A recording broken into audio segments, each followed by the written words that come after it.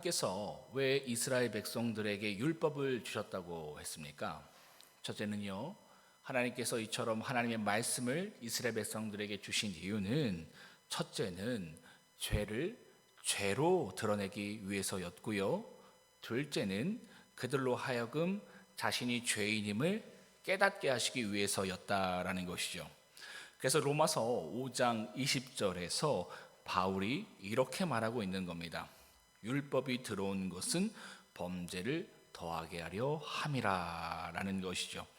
인간이 죄로 말미암아 그 양심이 타락하니까 기준이 없는 거예요. 그래서 죄를 죄로 여기지 않는 겁니다. 그래서 하나님께서 이스라엘 백성들에게 말씀을 주셔서 죄의 기준을 알려주신 거예요.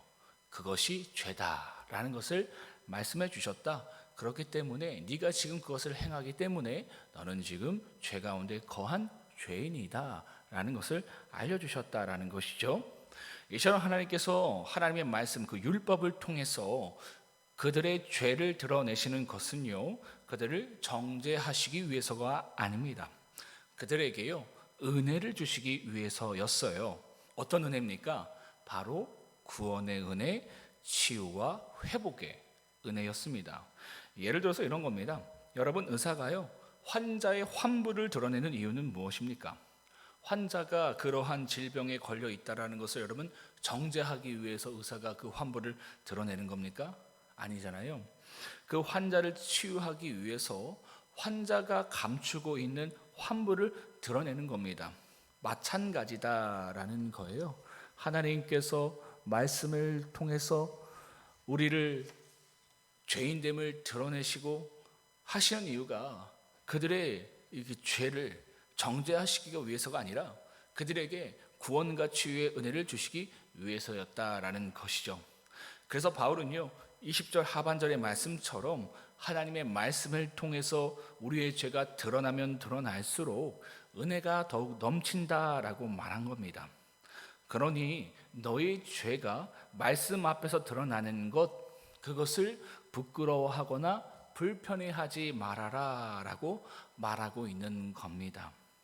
그런데요, 이러한 바울의 주장을 오해하고 조롱하는 사람들이 있었습니다. 죄가 더한 곳에 하나님의 은혜가 넘친다고 하니까, 그러니까 말씀을 통해서 우리의 죄가 폭로되고 드러나면 드러날수록 하나님의 은혜가 주어진다고 하니까요, 6장 1절의 말씀처럼 더 큰 은혜를 받기 위해서 더 많은 죄에 거하자라고 하면서 죄 가운데 머물러 있는 것을 합리화하는 이들이 생겨났다라는 것이죠. 이것은요, 하나님은 사랑의 하나님이시니까 늘 용서해 주시겠지라고 하면서 계속적으로 죄에 거하는 것을 정당화하는 것과 같은 맥락입니다. 여러분, 죄된 인간의 본성이 이렇습니다. 말씀을 통해서 자신의 죄를 직면하고 적용하는 쪽으로 가기보다는요, 어떻게 하든 그 말씀을 왜곡해서 자신의 죄를 정당화하고 합리화하려고 듭니다. 그렇기 때문에 오늘을 신앙하는 우리도요, 이러한 신앙의 태도를 늘 경계해야 합니다. 본문으로 돌아와서요, 이처럼 더 큰 은혜를 받기 위해서 더 많은 죄에 거하자라고 말씀을 왜곡하고 오해하는 이들을 향해서 바울은요, 2절의 말씀처럼 그럴 수 없다라고 단호히 대답합니다. 왜입니까? 3절의 말씀처럼요, 죄된 우리가 이제는 믿음으로 예수 그리스도와 하나 되어서 죄의 종에서 하나님의 거룩한 종이 되었기 때문에 더 이상 어둠의 권세 아래에서 죄의 종 노릇하면서 살 수 없다라는 겁니다. 예를 들어서 이런 거예요. 여러분, 이 사과나무의 그 가지에는 어떤 열매를 맺습니까? 사과 열매잖아요. 그럼 그 사과나무 가지를 잘라다가 이 포도나무에 접붙이면 어떤 열매를 맺게 되겠습니까? 더 이상 사과 열매가 아니라 포도나무 열매를 맺겠죠. 마치 이런 거예요. 죄의 나무가 있다면요, 그 죄의 나무의 가지는 어떤 열매를 맺겠습니까? 21절의 말씀처럼요, 사망이라는 열매를 맺게 되어 있습니다. 반면 우리가 생명 되신 예수 그리스도께 접붙임을 받게 되면 어떤 열매를 맺을까요? 23절의 말씀처럼요, 이제는 사망이라는 죄의 열매가 아니라 의의 열매, 생명의 열매를 맺게 된다라는 겁니다. 이와 같다라는 거예요.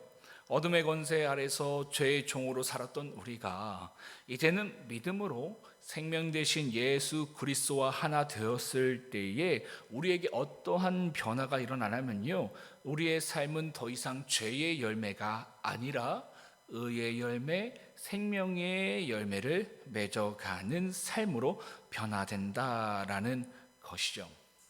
여러분, 그렇다고 해서요, 우리가 믿는 순간부터 절대 죄를 짓지 않는다는 말이 아닙니다. 14절의 말씀처럼요, 이제는 죄가 더 이상 이전처럼 우리를 주장하지 못한다라는 거예요. 죄가 우리 안에 들어오고 우리 안에 역사해도 그 죄가 우리가 예수 그리스도를 그리스도로 믿기 이전과 같이 우리를 지배하거나 우리를 주장하지 못한다라는 겁니다. 예전에는요, 죄가 나를 완전히 지배하고 장악했습니다. 그래서요, 죄를 이길 수 없었어요. 죄에 끌려다는 인생이었습니다. 그렇죠? 내 안에 있는 죄가 우울하라면 우울해야 돼요. 그러한 관계, 그러한 상황만 놓이게 되면, 그 입력값이 확 들어가면 그냥 우울해져야 되는 거예요. 그러한 사람을 만나고 그런 환경을 만나면 분노해야 돼요, 시기해야 돼요, 질투해야 돼요, 미워해야 합니다, 또 음란해야 돼요. 이게 믿기 이전의 사람들의 모습이다라는 것이죠. 겉으로는 그것이 아닌 것처럼 우리를 포장하는 겁니다. 위선과 외식 가운데 내가 괜찮은 것처럼 나아가지만 사실 우리는 알잖아요, 우리 안에 얼마가 죄가 있는지. 그죠? 감당하지 못한 우울, 그죠? 또 분노, 시기, 질투. 그러니까 사람들끼리 만났을 때는 참 좋은데 돌아갔을 때 내 마음 가운데 울려 퍼지는 공허함, 우울, 낙심, 절망. 그러니까 죄가 그 안에서 우리를 역사하고 우리를 요동치게 만든다. 그래서 심지어는 잠을 못 이루는 분들도 계시더라고요. 그죠? 이런 것 때문에 잠도 못 이루고 일상생활도 가능하지 않는. 제가 어떤 분 간증을 들었는데 되게 우리 이 나라의 정말 좋은 회사에 그 임직원 자리까지 가신 분이 있는데, 이분이 이 삶을 감당해내기 위해서 그 마음 가운데 우울함과 여러 가지 그 마음의 아픔이 있는데도 이거를 누르고 그 일을 감당해 보려고 참 애를 쓰시나 봐요. 참 이게 우리의 모습이다라는 겁니다. 우리의 안에는 참 더럽고 연약하고 낙심이 넘쳐나는데 자꾸 이제 이것을 가리면서 괜찮다라고 하며 가면서 나중에는 어떻게 되는 겁니까? 이게 폭발해 버리는 거예요. 감당하지 못하는 일들을 종종 보게 된다라는 것이죠. 그러나 이제는 다르다라는 겁니다. 믿음으로 구원받은 우리는요, 더 이상 이와 같은 죄의 지배 아래 있지 않다라는 것이죠. 여전히 순간순간 죄된 감정, 죄된 생각, 죄된 행동이요, 우리를 찾아와 우리를 흔들 수 있습니다. 그러나 뭡니까? 거기에 예전처럼 완전히 지배당하거나 묶이거나 매이지 않는다라는 것이죠. 여러분, 이처럼요, 우리에게 믿음이 있고 그로 인해서 하나님의 은혜가 우리 가운데 머물러 있으면요, 그러한 죄된 감정과 생각과 행동들이 예배 가운데에, 기도 가운데에 서서히 사라지는 것을 경험하게 됩니다. 이게 놀라운 거예요. 예전에는 이거 감당 못했거든요. 우울하면 우울했어야 돼요. 며칠이 갔어야 돼요. 심지어는 뭐 한 달, 두 달 가는 사람들도 있더라고요. 그런데 예수를 믿게 되면 이런 감정들이 우리에게 찾아와요. 안 찾아오는 것이 아닙니다. 찾아옵니다. 그런데요, 신기하게도 예배 가운데에, 기도하는 가운데에, 찬양하는 가운데에 서서히 사라지는 것을 경험하게 된다라는 것이죠. 그래서요, 내가 언제 그랬나 싶을 정도로 다시금 주님이 공급해 주시는 기쁨과 행복과 감사 가운데에 머무르게 되는 내 자신을 마주하게 된다라는 것이죠. 그래서 참 감사해요. 정말 얼마 전까지만 해도 정말 막 분노했거든요. 어떻게 그런 사람이 있을까? 어떻게 그런 일이 있을까? 막 미워하고 막 나를 정죄도 하고 막 하여튼 장난이 아닙니다. 그런데 뭐예요? 예배를 드리면서 기도를 하면서 찬양하면서 여러분 경험하시죠? 하나님이요, 그 마음을 싹 걷어가 주세요. 그리고 우리 안에 정말 넘치는 기쁨과 행복과 감사를 주실 때가 참 많다라는 것이죠. 그래서 살 수 있는 거예요. 와, 너무 기쁘다. 조금 전만 하더라도 정말 죽을 것 같았는데 이제 너무 행복하다. 이러한 일들이 우리 삶 가운데에 믿는 자들에게 보여지는 모습이다라는 것이죠. 아닙니까, 여러분? 믿음 있는데 계속 그렇게 눌려 있어요? 계속 그 미움과 분노 가운데 잡혀 있습니까? 절대 그렇지 않아요. 기도하면서 예배드리면서 감사를 고백해요. 이게 믿음 있는 자의 모습이다라는 것이죠. 놀라운 것은요, 이런 모습이 자신 안에만 머물러 있는 것이 아니라 13절의 말씀처럼요, 내 자신뿐만 아니라 나와 함께하는 지체까지도 더 이상 불의의 무기로 죄에게 내어주지 않고 의의 무기로 하나님께 들어가는 그와 같이 생명과 기쁨과 능력이 가득한 삶을 살아가게 된다라는 겁니다. 참 멋지지 않습니까? 이전에 나는요, 죄된 감정과 생각과 행동에 끌려가기 바빴어요. 우울한 감정, 분노의 감정, 미움의 감정, 불안의 감정과 생각과 행동에 이유 없이 끌려다니기 바빴던 나였습니다. 옛날에는 이유라도 있었어요. 내가 우울하고 분노하는 이유가 있었거든요. 이게 만성이 되면 여러분 어떻게 되는 줄 아십니까? 그냥 이유 없이 우울해져요. 신기하죠? 이게 만성된 거예요. 이게 정말 중독된 거예요. 그 죄된 감정에. 예전엔 그래서 이유라도 있었다니까요. 그 사람 때문에, 그 일 때문에 우울함과 분노와 미움이 찾아왔는데 이제는요, 그게 없어도 우울해요. 저도 이런 감정에 사로잡혔을 때가 있거든요. 너무 좋았어요. 너무 좋은 환경이었고 전혀 그럴 일이 없었어요. 아직도 기억나요. 그 봄에 따뜻한 햇살을 받고 제가 이렇게 눈을 이렇게 떴거든요. 그 전까지만 그냥 행복한 일들이었어요. 이렇게 눈을 딱 떴는데 죽고 싶다, 이 생각이 들더라고요. 그러니까 이미 그 안에 제 그러한 이 부정적인 감정들, 죄된 감정들이 그냥 이렇게 가득해진 거예요. 그러니까 이 자리까지 오게 된다는, 우리가 믿음의 줄을 놓쳐버리면 이와 같이 이유 없이 끌려다니기 바빴던 우리의 모습이 있다라는 겁니다. 그런데 어떻게 된다라는 거예요? 예수 그리스도를 나의 구주로 믿게 되는 순간 이전과 다른 내가 된다라는 것이죠. 이제는 더 이상 이전과 같이 죄가 나를 주장하지 못하고요, 죄된 감정과 생각과 행동이 나를 지배하지 못하는 삶으로 바뀌게 된다라는 겁니다. 놀라운 것은요, 이 은혜를 나 혼자만 누리게 되는 것이 아니라는 겁니다. 나와 함께 하는 가족, 나와 함께 살아가는 지체들에게까지도요, 이 은혜와 변화를 흘려보내는 자로 살아가게 된다라는 것이죠.